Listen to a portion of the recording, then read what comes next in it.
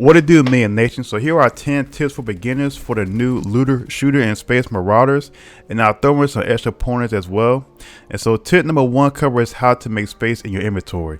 One of the most obvious tips is stashing items in your book bag, but if you see items that has a number on the bottom right corner of it, you can stack those items like metal scrap or cables on top of each other, not only in your inventory but also in your book bag as well. Same thing goes for inventory slots in your pockets or armor rig if that rig has extra inventory slots. And to expand your inventory stash, one of the main ways is to prestige once you maxed out your character, but later on in the video I'll mention another way to create more space. And tip number 2 is that you will always have a loadout stash on your rust bucket ship at the beginning of a raid. Now if you go to this area here, once you spawn it on the ship, it'll have a rig, a pistol, and 9mm ammo. So if you want to do a budget run to try to find some loot to make some money, use this free loadout, bring a small book bag, and go loot areas close to your dock and kill some of the Raiders or AI enemies like the Scavs and Escape from Tarkov. They're pretty easy to take down. A lot of them mainly carry shotguns, so keep that in mind, but some carry other weapons too like pistols and SMGs, and then you can loot them and head back to your dock then leave. So if I were you, don't go into a raid with that loadout, run around like a Chad or a Tyrone unless you want to do a zero to hero run. Tip number 3, you can scrap items such as weapons, armor, and helmets for materials. So say for example, if you need synthetic tape to make a first aid kit or whatever, instead of going to a raid, if you have items to spare like weapons or say a gun that you're not particularly a fan of and need to craft something, then you can do that instead of just selling the item for money or trying to buy the item or trying to go into a raid, risking loot and then also risking, possibly dying. So if you have items to spare and need to craft something, then you can do that instead of just selling the item for money.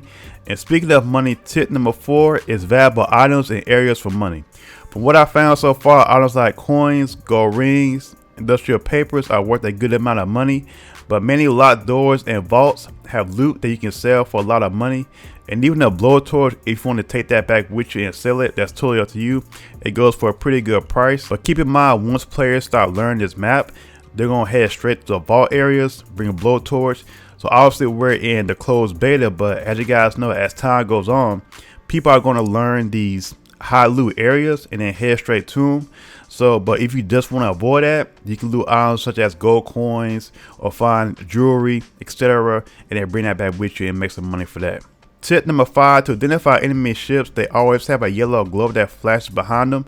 And one thing I noticed from playing so far is that if you see multiple enemy ships heading to one of the docks, which are the yellow holes on the main map, what will happen is that you'll get this notification that the airlock is busy, so you have to wait until the other players load in. But just know that more than likely, once you get in on that map, those players are close nearby after you open that door. Now I had it happen to me a few times already, so just be aware of that, and just be aware of spawn campers too, because everybody and their mama can hear that loud ass door open if they're close by. And tip number 6, to heal, eat food, water, or use a bandage or use first aid kits. But to remove the white bar, you need to find items that say remove pain, such as morphine, to remove that white bar to get back more of your original health. And also too, when breaching another ship, make sure you heal after you breach, because you lose a little bit of health after breaching another ship. And tip number 7, so as I mentioned before about how to get more inventory space, you can craft bigger ships and store items on that ship, and once you level up, you can craft inventory boxes to stash more items in your main inventory. And tip number 8, how to identify AI versus players. Now, one of the main ways to tell if you're facing a player or AI is the movement of that enemy. If they move like a robot or just stand in one spot out in the open, then more than likely they're an AI or a bot. And the easy way to tell, like I mentioned before, a lot of them carry shotguns. So if you hear a shotgun, it's a Raider or AI. And players usually have more advanced or quicker movement than AI. Or one of the visual cues is that if you see they have a gear, armor, and a book bag and a helmet, then more than likely they're a player enemy. And also to listen out for the gunfire if they're far away or in another room. So let's say for example, okay, you hear like a PPSH or you hear a MP40, then more than likely they're probably a player. Or you hear like a assault rifle or the STG 44 or LMG, then you can say to yourself, oh, okay, that's a player in the other room or far away. That's an audio cue I always look out for to tell if it's a player or AI.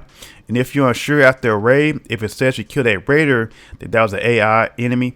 If it says Marauder, then that was a player enemy. Tip number 9, Use the escape pods if you find one and happen to get lost on the map and can't find a dock you spawned in on.